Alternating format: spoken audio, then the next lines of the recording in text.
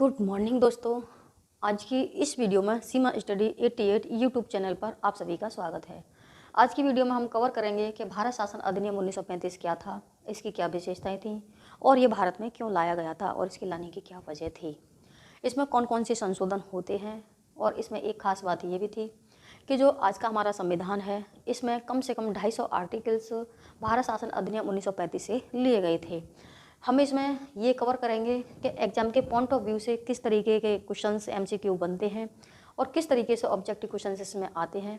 तो एग्जाम के point of view की दृष्टि से ये अधिनियम अपने आप में एक मील का पत्थर किस तरीके से साबित होता है, आज इसके ऊपर हम चर्चा करेंगे।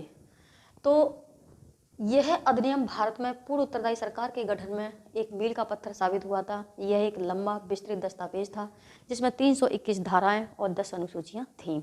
यानी कि यह अधिनियम भारत में पूर्व उत्तरदायी सरकार के गठन में एक ये मील का पत्थर साबित हुआ था जिसमें 321 धाराएं थीं और 10 अनुसूचियां थीं। अब इनमें हम बारी बारी कवर करेंगे कि इनकी विशेषताएं क्या थीं। कि सबसे पहली जो विशेषता थी कि इस अधिनियम के द्वारा अखिल भारतीय संघ की स्थापना की गई थी जिसमें राज्य और रियासतों को एक इकाई के रूप में माना गया था। यानी कि अब क्वेश्चन इस तरीके से बनता है कि अखिल भारतीय संघ की स्थापना किस अधिनियम के तहत की गई थी। तो 4 ऑप्शन दे देगा। भारत शासन अधिनियम 1858, अधिनियम 1909, अधिनियम 1919 और भारत शासन अधिनियम 1935। तो आपको राइट आंसर लगाना है। भारत शासन अधिनियम 1935 के तहत अखिल भारतीय संघ की स्थापना की गई थी। इस तरीके से इसमें क्वेश्चंस बनेगा। इसकी दूसरी विशेषता थी कि केंद्र और इकाइयों के बीच जो सूची थी उसको 3 भागों में बांट दिया गया था। संघीय सूची में 59 विषय थे, राज्य सूची इसमें 54 विषय थे और तीसरी थी समवर्ती सूची, इसमें 36 विषयों को रखा गया था। अब इसमें से क्वेश्चंस बनता है कि केंद्र और इकाइयों के बीच सूची को तीन भागों में किस अधिनियम के तहत बांट दिया गया था। तो भारत शासन अधिनियम 1935 के तहत बांट दिया गया था। दूसरा क्वेश्चन बनता है कि किस अधिनियम के तहत केंद्र और इकाइयों के बीच सूची को 3 भागों में बांट दिया गया था। तो 3 भागों में संघीय सूची, राज्य सूची, समवर्ती सूची को में बांट दिया गया था। अब इसकी तीसरी विशेषता क्या होती है कि इसमें जो अवशिष्ट शक्तियाँ थीं वो वायसराय को दे दी गई थी, है ना। इसमें जो अपशिष्ट शक्तियाँ थीं वायसराय को दे दी गई थी और देशी रियासतों ने संघीय व्यवस्था में शामिल होने से मना कर दिया था क्योंकि वो अपना एक नया संविधान, अपना अलग संविधान करना चाहते थे। तो देशी रियासतों ने पूरी तरीके से संघीय व्यवस्था में शामिल होने से मना कर दिया था। अब इसमें क्वेश्चन किस तरीके से बनेगा कि किस अधिनियम के तहत अपशिष्ट शक्तियाँ वायसराय को दे दी थी। तो भारत शासन अधिनियम 1935 के तहत अपशिष्ट शक्तियाँ भारत के वायसराय को दे दी थी। और किस अधिनियम के तहत देशी रियासतों ने संघीय व्यवस्था में शामिल होने से मना कर दिया था।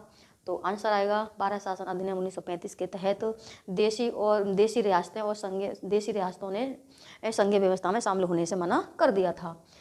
इसकी अगली विशेषता बनती है कि इस अधिनियम के द्वारा प्रांतों में द्वैध शासन पूरी तरीके से समाप्त हो गया था और प्रांतों में स्वायत्तता का शुभारंभ हो गया था। यानी कि स्वायत्तता उसे कहते हैं कि सरकार अपने तरीके से प्रांतों में सरकार को चला सकती है अपनी मर्जी से। और क्या था कि और राज्यों में उत्तरदायी सरकार की स्थापना हो जाती है। यह व्यवस्था 1937 में तो शुरू हुई थी और 1939 में इसे समाप्त कर दिया गया था। तो 1939 में समाप्त कर दिया गया था। तो किस अधिनियम के तहत किया था। तो भारत शासन अधिनियम 1935 के तहत इसे समाप्त कर दिया गया था। तो 1937 में तो ये शुरू ही हुई थी, है ना, और 1939 में समाप्त कर दिया गया था। अगली विशेषता थी कि इसके द्वारा 11 राज्यों में से 6 राज्यों में द्विसदनीय व्यवस्था प्रारंभ की थी। यानी कि इस अधिनियम के द्वारा 11 राज्यों में से 6 राज्यों में द्विसदनीय व्यवस्था को प्रारंभ किया गया था। द्विसदनीय व्यवस्था बोले तो राज्यसभा और लोकसभा की यहाँ से शुरुआत होती है। तो सबसे पहले वो 6 प्रांत कौन से थे। बंगाल, बम्बई, मद्रास, संयुक्त प्रांत, बिहार और असम थे। तो क्वेश्चन इस तरीके से आएगा कि 6 राज्यों में द्विसदनीय व्यवस्था किस अधिनियम के तहत प्रारंभ हुई थी। तो आएगा भारत शासन अधिनियम 1935 के तहत राज्यों में द्विसदनीय व्यवस्था की यहाँ से शुरुआत हो जाती है। अब वो कौन से थे 6 राज्य के जिनमें द्विसदनीय व्यवस्था प्रारंभ की गई थी। बंगाल, बम्बई, मद्रास, संयुक्त प्रांत, बिहार, असम ये थे। इसकी अगली विशेषता है कि इस अधिनियम के तहत दलित जातियों, महिलाओं और मजदूर वर्गों के लिए एक अलग निर्वाचन की व्यवस्था की गई थी। यानी कि जिस तरीके से सिखों के लिए अलग निर्वाचन व्यवस्था की गई थी, दलितों के लिए भी अलग की गई थी, है ना, और यूरोपियों के लिए भी अलग की गई थी, उसी तरीके से इस अधिनियम के द्वारा दलित जातियों, महिलाओं और मजदूर वर्गों के लिए एक अलग निर्वाचन की व्यवस्था की गई थी। तो इसमें क्वेश्चन किस तरीके से आएगा कि किस अधिनियम के द्वारा दलित जातियों, महिलाओं और मजदूर वर्गों के लिए अलग निर्वाचन की व्यवस्था की गई थी। तो भारत शासन अधिनियम 1935 के तहत की गई थी। इसमें अगला पॉइंट आता है कि इस अधिनियम के द्वारा, यानी भारत शासन अधिनियम 1858 के द्वारा जो भारत परिषद बनी थी, भारत सचिव के लिए एक परिषद का गठन किया गया था। किस में किया गया था? भारत शासन अधिनियम 1858 में किया गया था।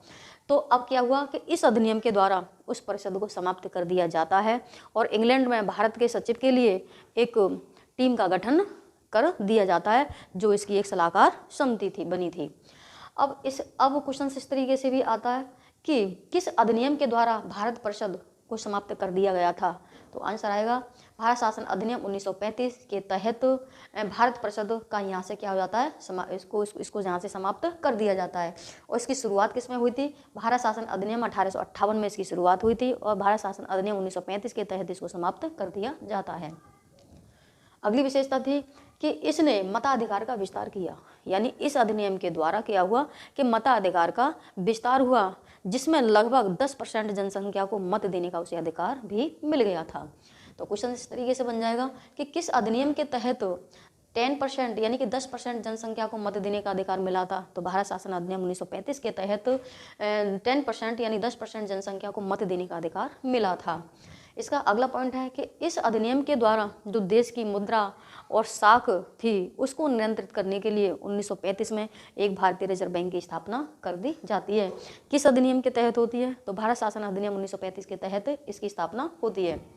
अब इसकी अगली विशेषता थी, इसने न केवल केंद्रीय लोक सेवा आयोग की स्थापना की, बल्कि इसने प्रांतों में प्रांतीय लोक सेवा आयोग की स्थापना की और संयुक्त प्रांतीय लोक सेवा आयोग की भी इसने स्थापना की थी। तो क्वेश्चन इसमें से बनते हैं कि किस अधिनियम के तहत प्रांतीय लोक सेवा आयोग और संयुक्त लोक सेवा आयोग की स्थापना हुई थी? तो भारत शासन अधिनियम 1935 के तहत इसकी स्थापना हुई थी। इसमें अगला क्वेश्चन बनता है, अगली इसकी विशेषता थी कि इसके द्वारा 1937 में एक संघीय न्यायालय की स्थापना की होती है। यानी संघीय न्यायालय बोले तो सुप्रीम कोर्ट की यहाँ से स्थापना होती है। अब 1937 में सुप्रीम कोर्ट की स्थापना होती है, यानी कि एक संघीय न्यायालय की स्थापना हो जाती है। अब क्वेश्चन इसमें से बनेगा कि किस अधिनियम के तहत एक संघीय न्यायालय की स्थापना होती है? तो भारत शासन 1935 के तहत होती है। और कब होती है? तो 1937 में होती है। तो एग्जाम के पॉइंट ऑफ व्यू से इसमें से MCQ क्वेश्चंस बनते हैं और ऑब्जेक्टिव भी यहाँ से क्वेश्चंस खूब आते हैं। तो ये था भारत शासन अधिनियम 1935।